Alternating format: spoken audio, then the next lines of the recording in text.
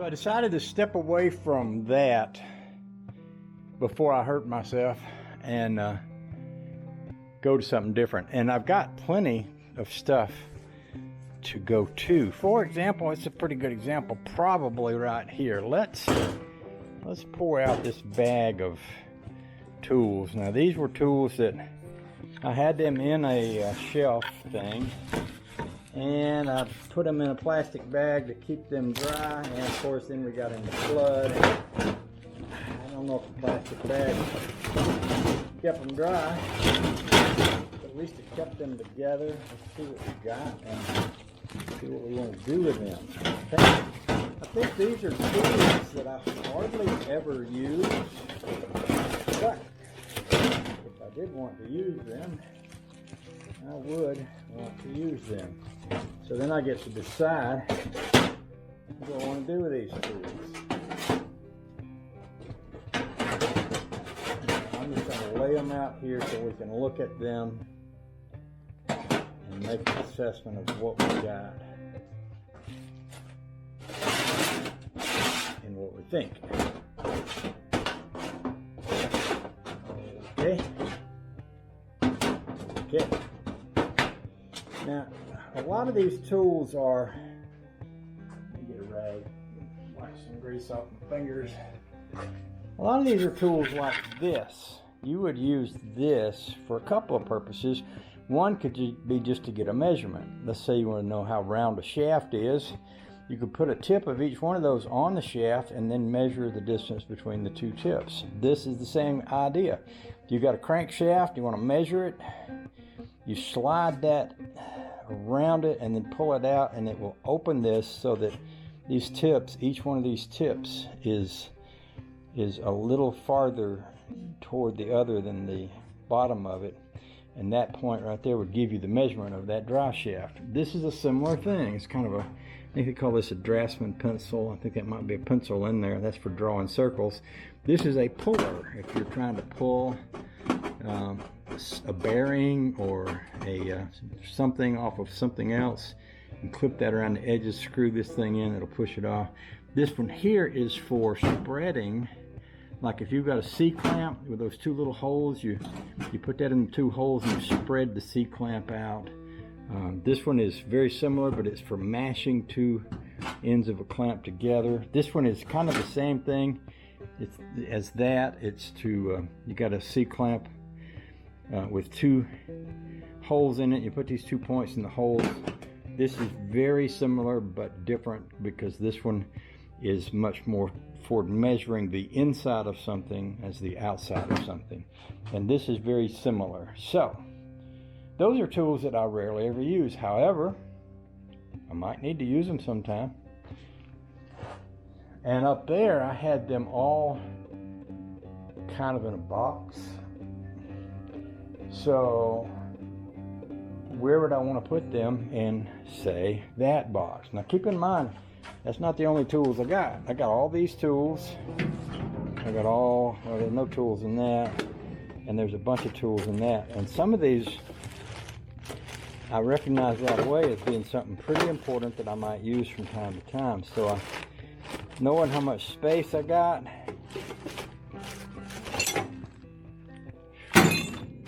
oh boy, see those are, now these here I can take and put in with my air hammer. Where did I put my air hammer? I think my air hammer is right here. So these tools could literally go right here because they're tools that are meant to be driven by this device, which is an air chisel or an air hammer. So let's just dump that whole bag right in there.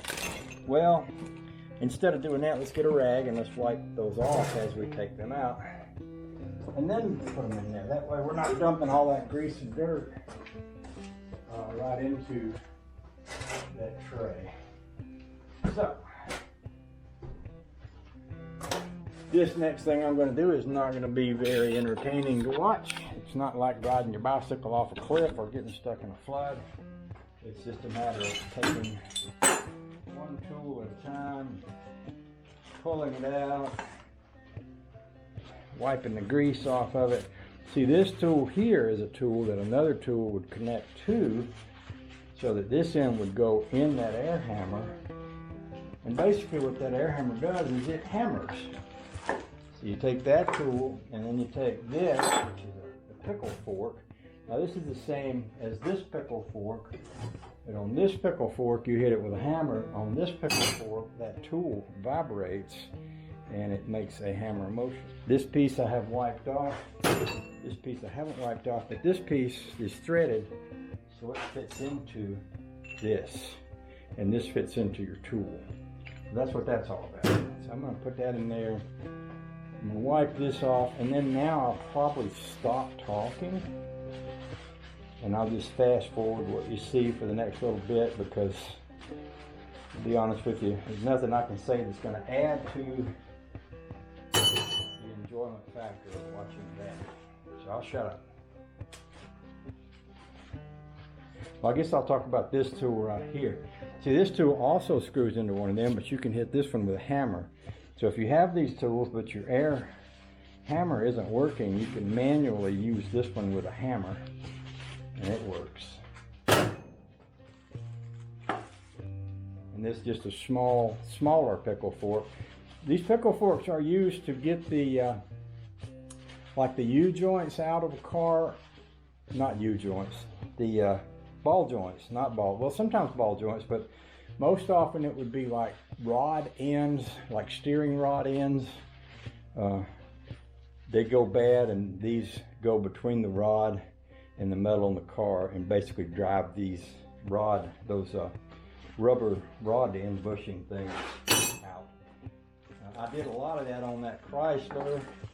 When I did the Chrysler front end, if you go look up my 61 Chrysler videos, you'll probably see me using tools like this to break loose the tie rod ends and steering rod ends and things like that. So this is similar, but not exactly the same. These go directly into the air hammer, and this is for cutting, or sometimes you need to hammer a piece of something. It's got a notch in it so that it kind of grabs a hold to whatever it is you're trying to hammer or cut. This one is going to be the same, but it's got a point.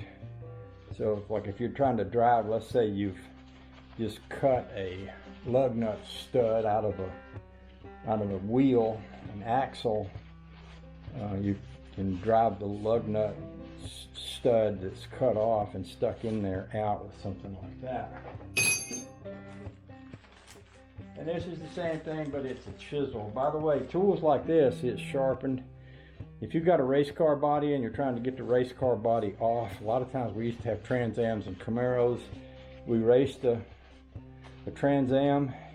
We would beat the body up circle track racing. We'd have another old one out in the woods, and we'd go cut the body panels off, put them on the basic part of the car, and then we'd have a new body, go back to the race track and destroy that one. Then again, next time. Some of y'all won't like the idea that we destroyed Trans Ams, but you know what? People at racetracks have been destroying cars for 100 years, and they've destroyed all of your favorite classics, and that ain't going to change if you feel bad about it. Now these here parts are all air compressor and air line and brake line parts. Here's a air compressor adapter, here's a brake line piece, and here's more adapters and more air compressor things. Yeah, all that needs to go somewhere too. I might choose that for one of these unused drawers over here in my box, because air compressor tools get used a lot, and I've got a jug full of air compressor tools. So I think what I might do, I've got a piece of packing paper. And I think I might take a piece of packing paper, put it in the bottom of that. I might get two out of this piece. Oh, now I need a cutting device or some scissors. I think I got some scissors somewhere, but I don't remember where I might have them at. I'll probably find them about the time I don't need them, but I could also cut this with a knife. Let's see.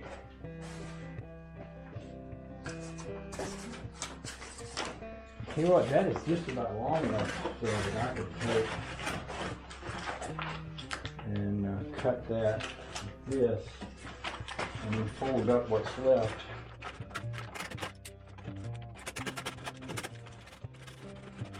Maybe I'll put that on that table over there and cut it. That would work. On my little roll around table over there.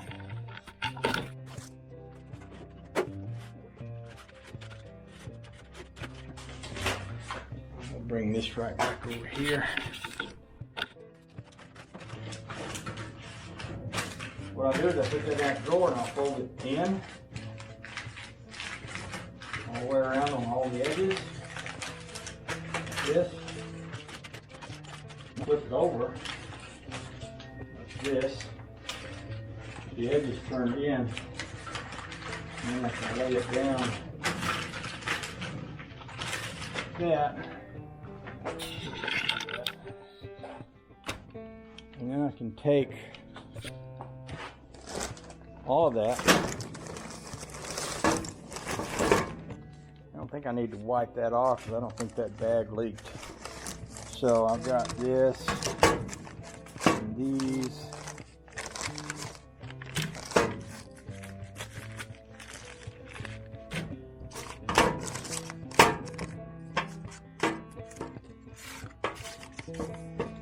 And I've got all of this stuff over here. See, I can put it right in with that. That gets a lot of this stuff off the shelf that is sitting on the shelf, like this. I may have more air compressor stuff back yonder in the other barn. And see, that is something I'm going to use all the time. This is something I'm going to use all the time. I think this goes, well, I'm not sure what that goes on today. It could go on anything. Like this would be a good thing to put on a carburetor on a vacuum line that you want to close off. I think I'll pull these out. These are air compressor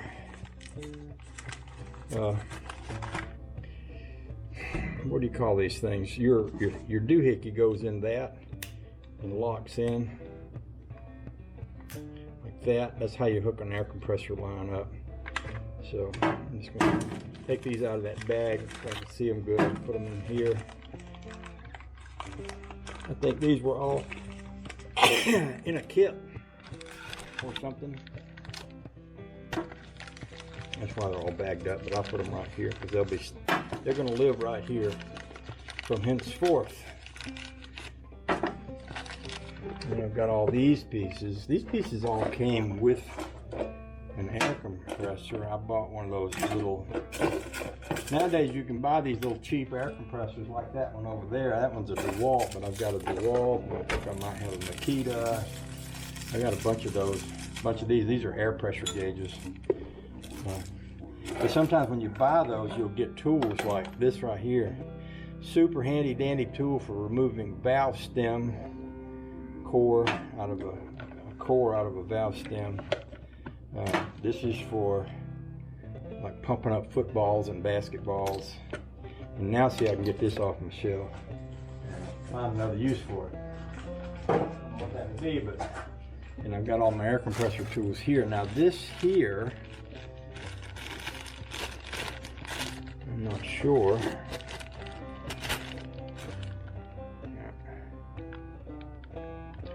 I think this is all part of a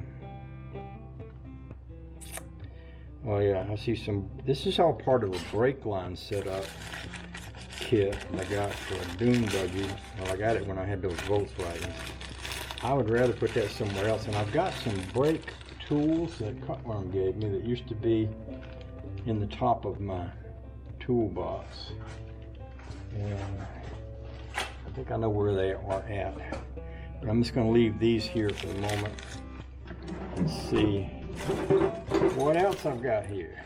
I don't know what these pullers are. These pullers might be good to go up top here. I'll try putting y'all. Oh, where else can I put you? I can pull this drawer out and stick these here. Maybe use that over. But you can see this. These are pullers. That's part of a steering wheel puller setup. Also, these bolts are special bolts they made for pulling a steering wheel off of a 50s and 60s car, and I think I got some more pieces of that here somewhere. So they may be right in here. Oh, here's another. Here's another whole separate, different kind of thing right here. These are pipe spreaders. They should have their own box. Oh, look at that. That looks like part of something right there too. Let's see what I got now. That box, that's still got stuff, and this has also got some pullers in it, and I might need to wipe some of these down. I think probably these got wet and I squirted them with some oil, and they're greasy now, but I'm gonna take these out and just wipe the oil off of them.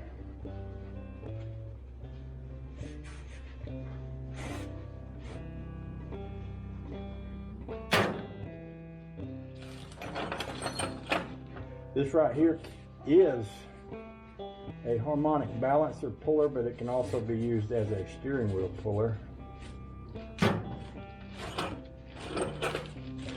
And I think I'm going to have a lot of bolts like this, and the purpose of those bolts are for either connecting to a harmonic balancer or a steering wheel. So these are all puller pieces and bolts. And that's a pretty good place for those, because I use those more often than never, if that makes any sense. So I think I'm still missing some puller parts here. Alright, then we got this. And I suppose this could go in here with that, because this is a clutch alignment tool. And this is a shaft with a removable thing on the end. And you remember I had this rolling around a while ago. Well, this goes onto that. Some pilot bearings have a bigger hole than others. If you want to have one of these, you can stick that in a Chevrolet. That would be a thick spline, and these in a Chevrolet with a thin spline to align the clutch disc to the pilot bearing, so you can put your pressure plate on with your clutch being in place. This tool that I have in my hand, it does the same thing, but it's adjustable. You've got this long shaft, and you've got these tips that go on the end of it, and each one of these tips is a different size to fit a different size pilot bearing. And then this piece slides down the shaft, and it, like if you had a clutch, you would push that in. You put this in the pilot bearing and push that in, and that would hold your clutch in place while you tighten down your clutch. What's the word I'm looking for? Pressure plate. The pressure plate. So, I think that all of this can go together. I'll just wipe off these pilot bearings and get those bags, dirty bags, out of the way. I think I could use this as a divider and put all my pilot bearing pieces. This all used to be in a box, which is kind of neat, but the box didn't last forever. I've probably had these tools for, let's see, I lived in Georgia the first time, so I've been in Maine for almost 40 years, so pretty sure I've had that tool for over 40 years, probably. All right. What else we got here? Oh, this is the Volkswagen engine splitter. As many of you know, a Volkswagen engine case splits down the middle. And this piece right here, and I can't even tell you how it works. I'm pretty sure, if memory serves me right, this is the piece you use to split the Volkswagen engine case without cracking or breaking it. Like I say, I can't even quite remember how that works, but I think it goes with those pieces. We'll put that there. Okay, so I got a lot of stuff in that top drawer there, which is good. So now these things, I don't know if they deserve a drawer or not. I'm not sure where else I would put them. That's these things. I said these things. See, that's what I got in the top drawer. I got these things. These are good. These are turnbuckles. These, although completely unrelated, are used to reach down behind a door handle on, say, a Rambler or something like that. I don't know, Plymouth. I think Ramblers might have threaded bolts, but Chevrolets had certain applications where you would have to reach down behind the door handles and pop a pin off. I'm pretty sure that's what these are, but I wouldn't guarantee it. Now I've got another empty box, so I'm going to cut me a piece of paper for this box. I'm not sure if I'm going to put them in there or not yet.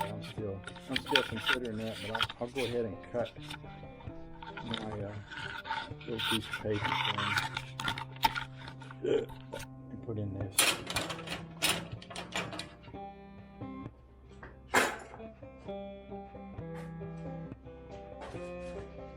What I might do instead is put my odd measuring tools that I was showing you a while ago in this. Let me get that first. I'll put this in here, and I'll fold it right here to get my mark, and I should be able to go over to my table, which is over there.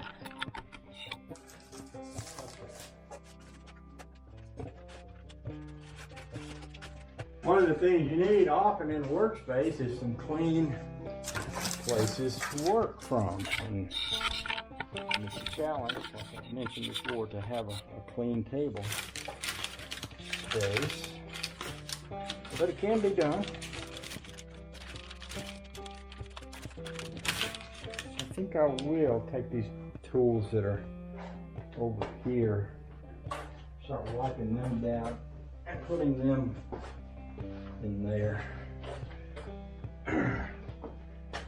So that means this thing, which is, this is the kind of tool that could easily get thrown away. Somebody take a look at that and say, what the heck is that? That looks like something you'd do brain surgery on Frankenstein with. And that is, yeah, Dr. Frankenstein, I think he had one of these in his surgery practice, sure enough. One of these. Now these are kind of obviously, and maybe it's not so obviously, but these are tools you don't use every day. But if you need them, you need them. It's like having a ring squeezer. You know, you won't need a ring squeezer every day, but if you ever rebuild an engine and put new rings in it, you're going to need more. And valve depressor, which I've got one right over there. Maybe I should put my valve. That's something else I need to do, is get all my valve tools. Put them in a special place. But that's one of the good things about this. By the way, while I'm doing this, I'm going to thank Big Daddy. Is it Big Daddy 1991 or Big Daddy 1992? But he's a YouTuber. He comments on my YouTube videos a lot. He's an awfully nice guy, and I highly recommend him and his videos. But he literally sent me a big old Craftsman toolbox, which I am using. I'm not using it in this room, to be honest with you. It's really nice. I'm using it in my bunker. I'm storing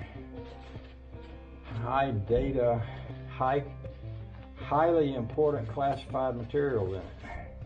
Is that the word I wanted to use? I think it was. Is.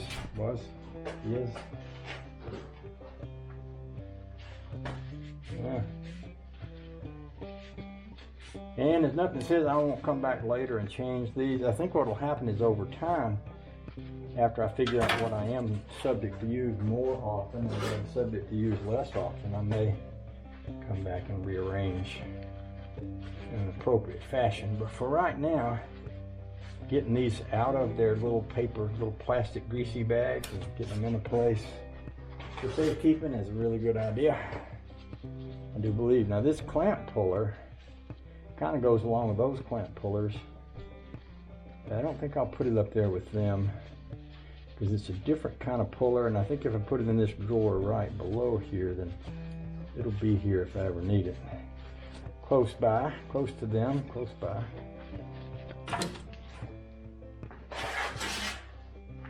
I've got some brake tools that Cutworm sent me, and they need a good flat place like this to lay, and I need to put them in a special place. But first I need to find them, and I think I might have seen the back shed. I can't guarantee that's true, but I think it might be true. So, and this piece here is actually probably literally for shaving wood. Somehow it got in with these other old antique pieces, and I just left it there. See, if you had a piece of wood and you want to shave the corners off of it, so later on that might go in my woodshed. But for today, and for safekeeping, put it right there. So we got two drawers. Now we got a bigger drawer. What are we going to put in that? Good question. Let's see what else we got.